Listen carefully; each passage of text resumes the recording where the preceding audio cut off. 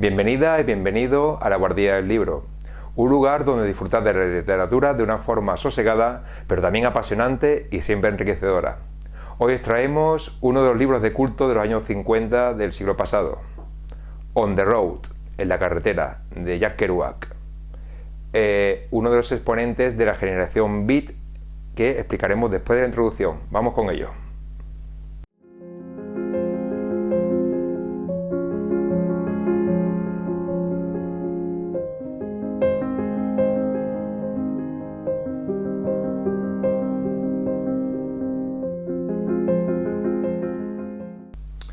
En la carretera es un libro escrito por Jack Kerouac que fue calificado este autor como uno de los autores de la generación Beat, que explicaremos más adelante qué es esto de la generación Beat.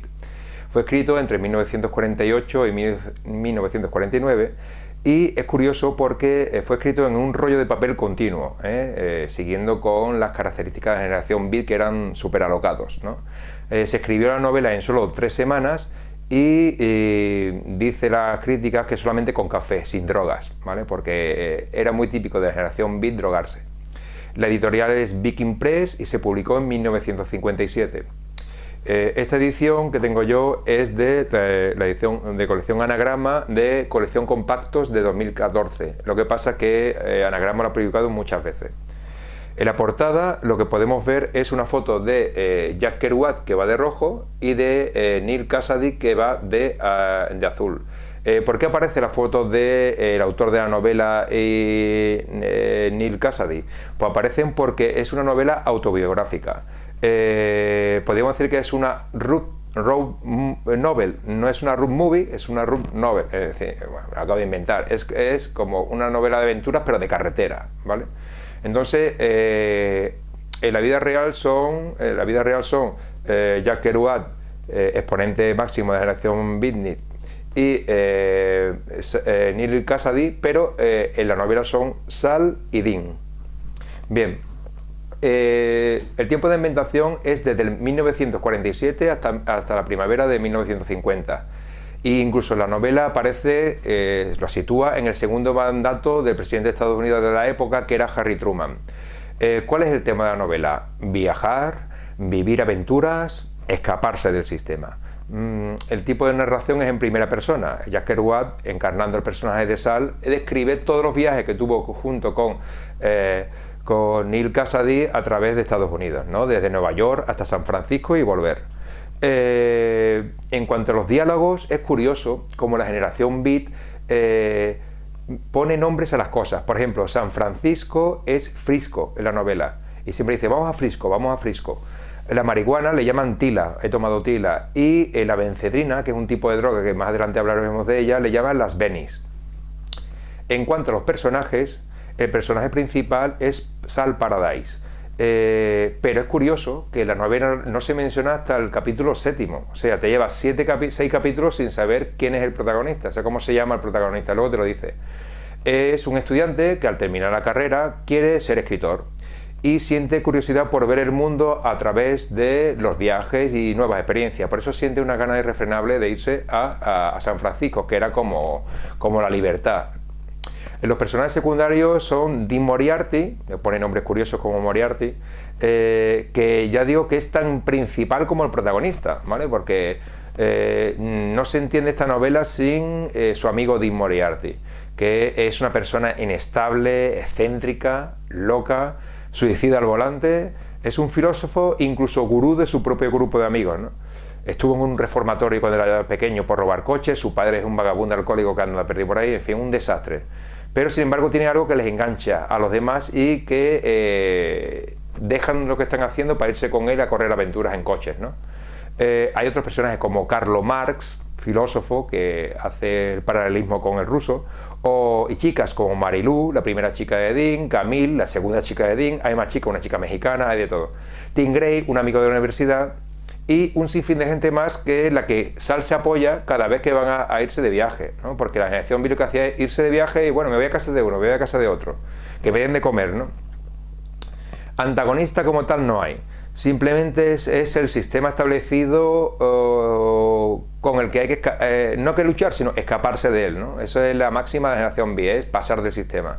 Entonces, ¿esto por qué es? Esto es porque después de la Segunda Guerra Mundial, la gente lo pasaba muy mal en Estados Unidos, entonces la solución que hubo para Truman y el presidente y para todos era el consumismo a tope, como vamos a quitarnos todos los males de la cabeza a través del consumismo.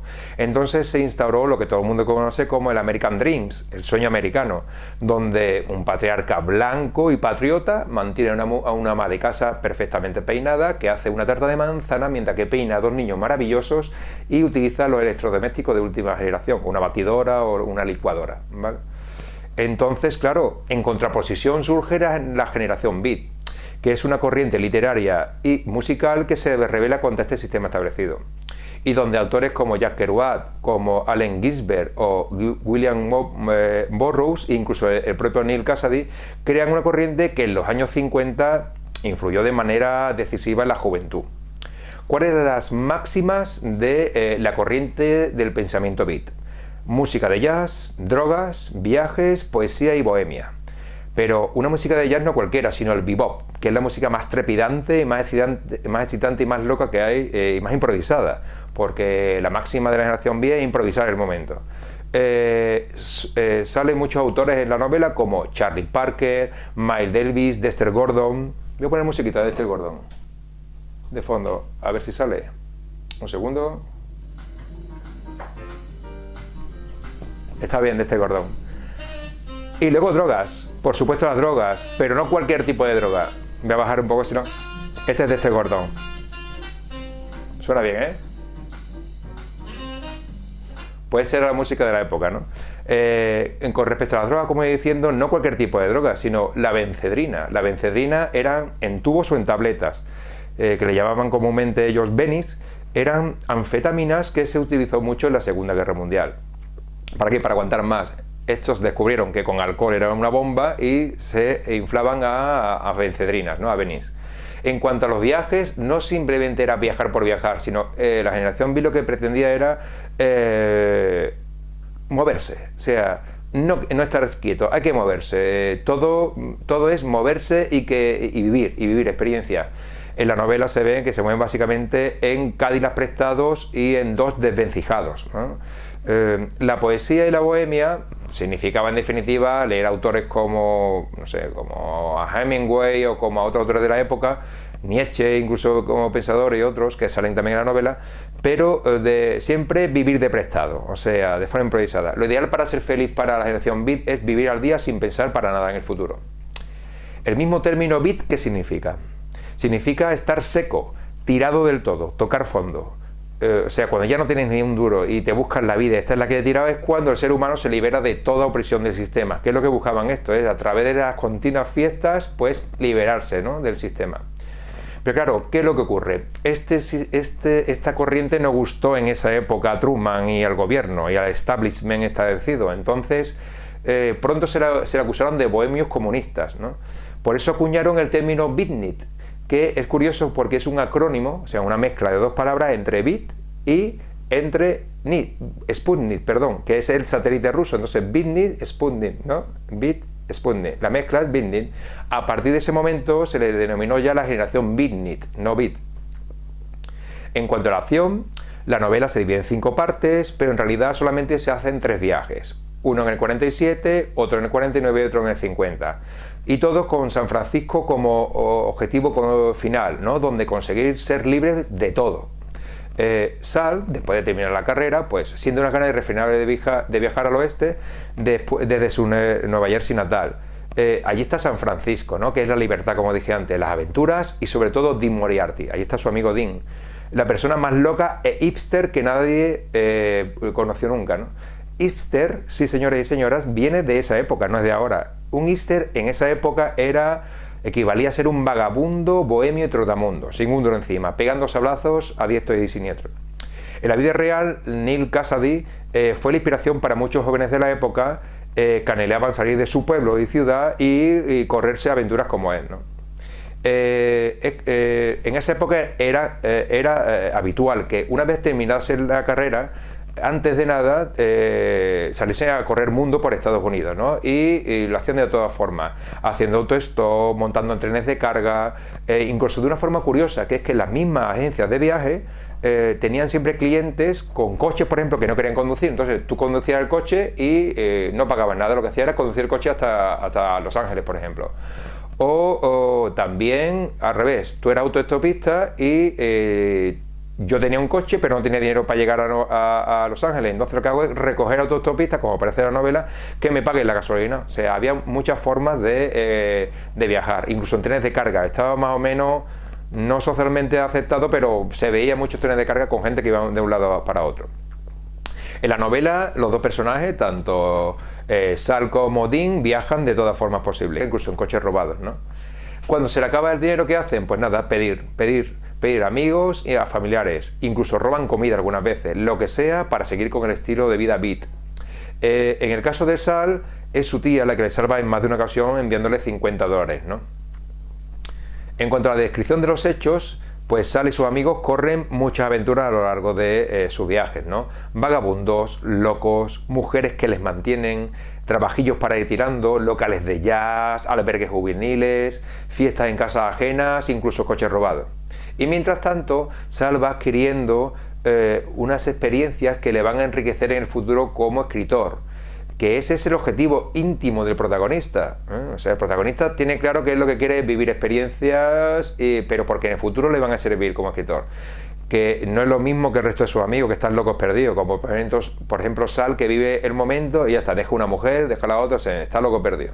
Él no, él tiene más o menos claro que ese periodo de vida alocado beat se va a acabar en algún momento. A lo largo de la novela, Sal irá abriendo los ojos al verdadero amor, a los amigos verdaderos, a los que no lo son, a la experiencia de las drogas, a conocer gente de todo tipo. Pero esta novela no es solamente sexo, droga y bebop, sino que hay más cosas. Hay un profundo amor de Jack Kerouac a los paisajes. Jack Kerouac describe con detalle el paisaje que va descubriendo en cada ciudad, en cada pueblo. Así podemos ver, por ejemplo, las agrestes montañas rocosas, o podemos ver el río Mississippi, o las verdes praderas de Iowa, amaneceres, atardeceres, incluso el ritmo de la ciudad, ¿no? de los garitos de jazz. Junto con esto también vemos poesía y literatura. Se habla de Nietzsche o de Hemingway y otros autores más.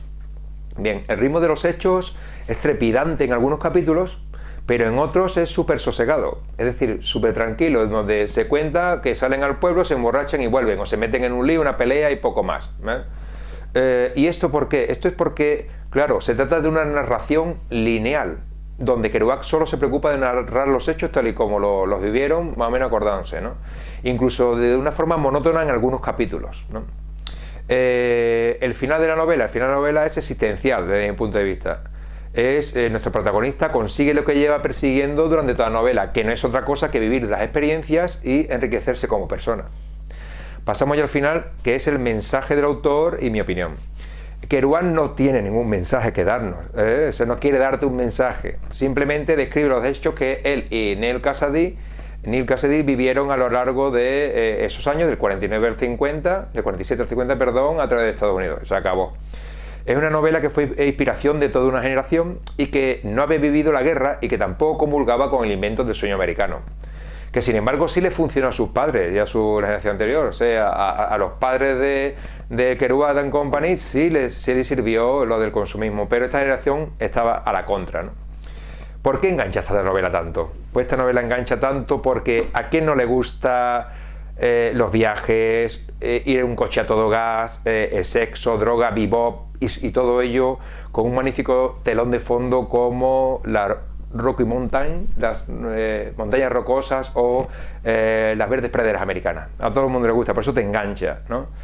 Mi opinión, pues mi opinión es que es una novela más que recomendable para todos aquellos que quieran salir de su zona de confort, sin gastarse un duro, claro, porque es lo que tiene leer, que es gratis, y quieran aventurarse por la ruta 66 de los años 50 de la mano de dos locos al volante como son Jack Kerouac y Neal Cassady, en la novela Sal y Dean. Seguro que te lo pasarás estupendamente leyéndotela y quién sabe, incluso tendrán unas ganas tremendas de vivir y de viajar. Bien, con esto acabamos. Si te ha gustado, suscríbete y de la campanita y todo lo que sabéis.